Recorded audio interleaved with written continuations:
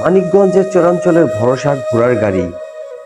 রূপকথায় পঙ্খিরাজ ঘোড়া আর রাজপুত্রের তেজি অশের গল্প যতই কল্পনার হোক, বাস্তবের মাটিতে ঘোড়ার গাড়ি এখনো জীবনের সঙ্গী, বিশেষ করে মানিকগঞ্জ জেলার চরাঞ্চলে। আমরা চলে আসছি মানিকগঞ্জের হরিরামপুরের হরিণাঘাট। আর এখানকার ঐতিহ্য হচ্ছে ঘোড়া দিয়ে সবকিছু করে এরা, মানে ঘোড়ার গাড়ি দিয়ে মাল আনা নেওয়া করে, যাত্রী নেওয়া আনা করে।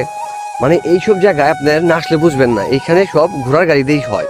ইংরেজ শাসনামলে ভারতবর্ষে ঘোড়ার গাড়ির প্রচলন শুরু হয়। তখন ঢাকা শহরের ঘোড়ার গাড়ি চলাচল শুরু হলে রাস্তাঘাটও সংস্কার করা হয়। প্রথমে ইংরেজদের ব্যবহারে সীমাবদ্ধ থাকলেও পরে স্থানীয় অভিজাত শ্রেণী এবং ধীরে ধীরে সাধারণ মানুষের দোরগোড়ায় পৌঁছে যায় এই বাহন। দুর্গম পথে আজও একমাত্র ভরসা। যেখানে রাস্তাঘাট উন্নত, সেখানে ট্রাক, ভ্যান, রিক্সা, ব্যাটারি চালিত অটোরিক্সা সহজেই চলাচল করে। কিন্তু নদী ভাঙন আর কাদামাটির দুর্গম চরাঞ্চলে এখনো ঘোড়ার গাড়ি প্রধান ভরসা। বর্তমানে শিবালয়, ঘিওর, দৌলতপুর ও হরিরামপুর উপজেলার চরাঞ্চলে ঘোড়ার গাড়ির প্রচলন রয়েছে। এক সময় প্রতিটি উপজেলাতেই এই বাহনের দেখা মিলত। তখন ঘোড়া ছিল জমিদারদের ঐতিহ্যের প্রতীক। যার যত বেশি ঘোড়া তার তত বেশি প্রভাব।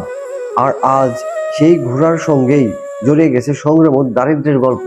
এক সময় ঢাকা আরিচা মহাসড়কে ঘোড়ার গাড়ি ছিল প্রধান যান। শিবালয়ের মহাদেবপুর এলাকায় মুখার্জি বাবুর অর্ধশতাধিক ঘোড়ার গাড়ি ছিল। সরকারি কর্মকর্তা কর্মচারীদের যাতায়াত, মালামাল ও ডাক পরিবহন সবই হতো ঘোড়ার গাড়িতে। গ্রাম বাংলার বিয়ে, সামাজিক অনুষ্ঠান, বধূবরণ সবখানেই ছিল টমটম গাড়ির উপস্থিতি।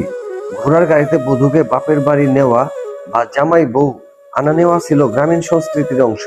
আজকের বাস্তবতা, পদ্মা যমুনা বেষ্টিত দৌলতপুর, ঘিওর, শিবালয় ও হরিরামপুর উপজেলার গ্রাম ও চরাঞ্চলে এখনো যাত্রী ও মালামাল পরিবহনে ঘোড়ার গাড়ি ব্যবহৃত হয়। তবে এখন যাত্রীর চেয়ে মালামাল পরিবহনই বেশি। হরিরামপুরের জনপ্রতিনিধি মেম্বার সাহেব বলেন, এক সময় 3টি ঘোড়া ও গাড়ি ছিল, পরিবারও ছিল সচ্ছল। এখন একটি ঘোড়া আছে, কিন্তু আয় কমে যাওয়ায় পেশা ছাড়ার চিন্তা করছেন। ঘোড়া পালন ব্যয়বহুল হয়ে উঠেছে, খাদ্য সহ সবকিছু দাম বেড়েছে। হরিরামপুরের আরেক ব্যবসায়ী বলেন, আগে টিন, কাঠ, সিমেন্ট সহ বিভিন্ন মালামাল ঘোড়ার গাড়িতে বহন হতো। পরিবেশ বান্ধব, ধোঁয়া ও শব্দবিহীন এই বাহন দুর্গম রাস্তায় অনায়াসে চলতে পারত।